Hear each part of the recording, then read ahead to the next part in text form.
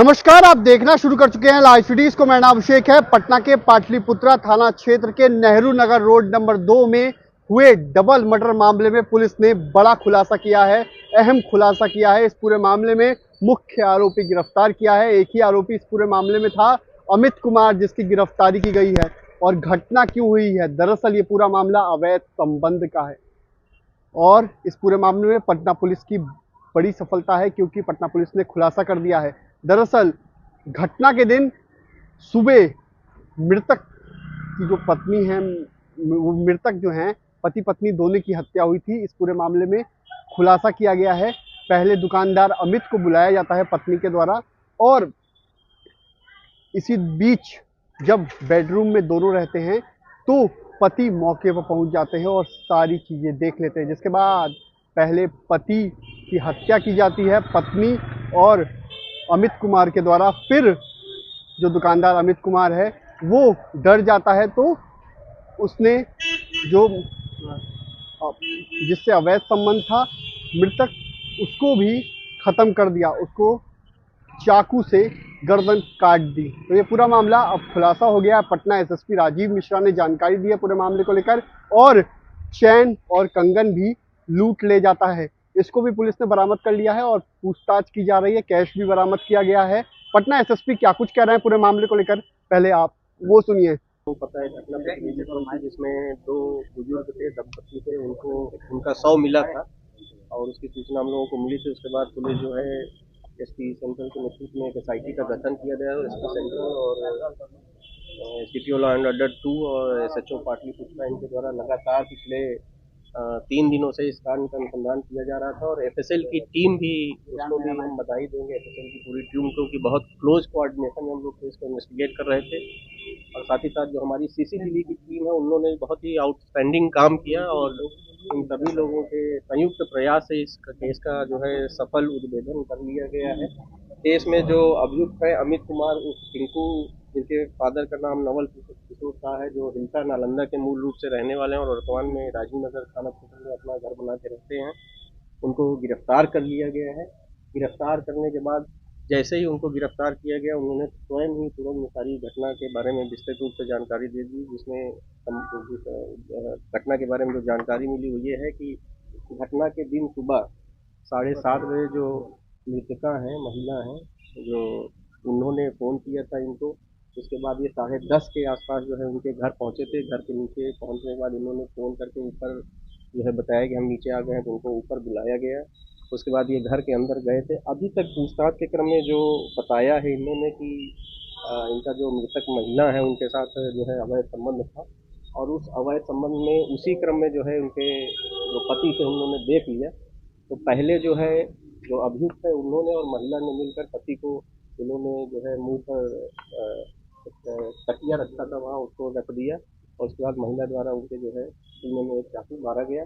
उसी क्रम में उनकी मृत्यु हो गई। उसके बाद महिला जो है चाकू किचन में रख के साफ कर रही थी, तो फिर इनको डर हो गया कि इसमें हम भी फंस जाएंगे। उसके बाद इन्होंने जो चाकू से, उसी चाकू से महिला का गला काट दिया। और जो ये बता रहे हैं और एफएसएल ने जो ऑब्जर्वेशन किए थे, हम लोगों ने जो घटनास्थल का भ्रमण किया था, चीज़ें काफ़ी मैच कर रही हैं। उसके बाद जब वो महिला गिर गई तो इसके बाद इन्होंने जो वहाँ मूसल वगैरह रखे थे उससे सर पे काफ़ी प्रहार किया।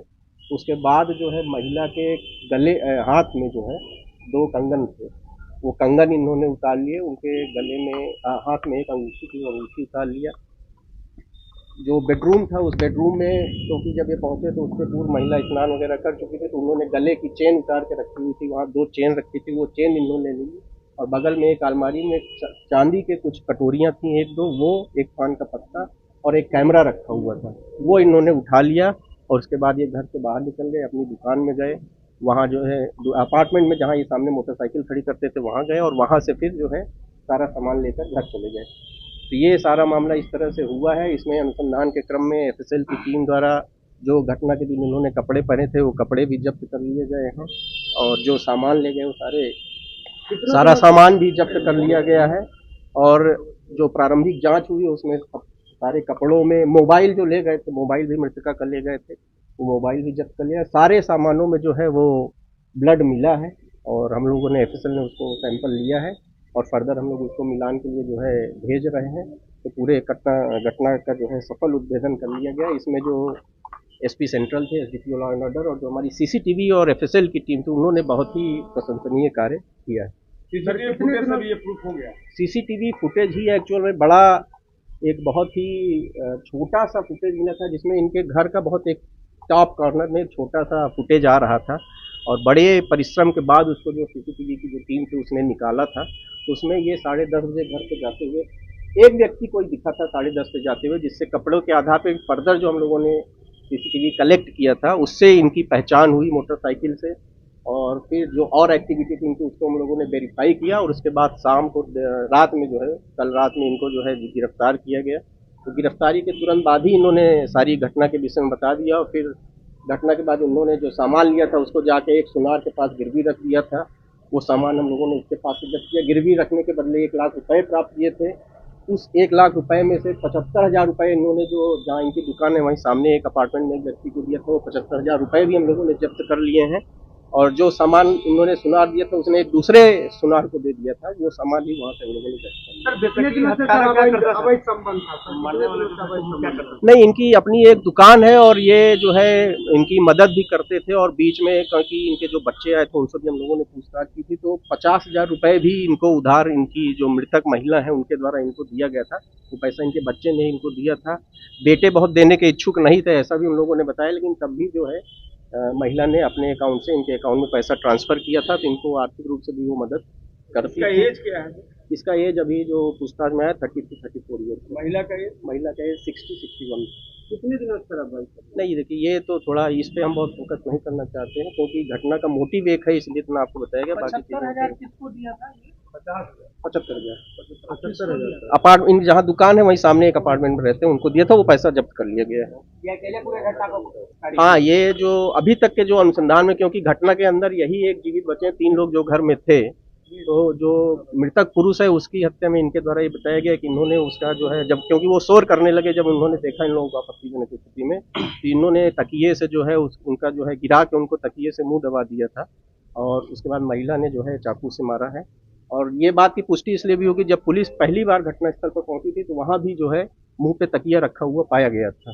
ये चीज़ हम लोगों ने नोटिस की थी, और उसके बाद जो है महिला जो है किचन में गई, सिंक में रखे वो चाकू वगैरह ढूंढ रही थी, तो पीछे से, क्योंकि इन्होंने जैसा बताया कि ये डर गए, फिर इनको लगा कि पकड़ा जाएंगे, तो इन्होंने पीछे से जो है पहले गला काट दिया, और उसके बाद जब महिला गिर गई, क्योंकि वो काफ़ी स्ट्रगल भी हुआ है, तो उसमें इनके हाथ में जो है उनके चाकू का भी निशान है, और इन्होंने बताया कि जो महिला ने दांत से काटा है उसका भी निशान है। तो हाथ में भी काफ़ी चोट है, इनको भी काफ़ी चोट है।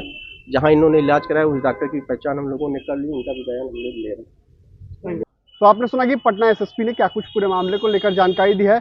अवैध संबंध में डबल मर्डर हुआ है। पटना में डबल मर्डर सनसनी फैल गई थी, पहले विवाद बताया गया, अब ये पूरा मामला अवैध संबंध का है, जहां आशिक के साथ मिलकर पहले पति को खत्म किया, फिर आशिक ने पति की पत्नी को भी खत्म कर दिया। तो बने रहिए लाइव सिटीज के साथ, हमारे यूट्यूब चैनल को सब्सक्राइब करिए, फेसबुक को लाइक करिए। धन्यवाद।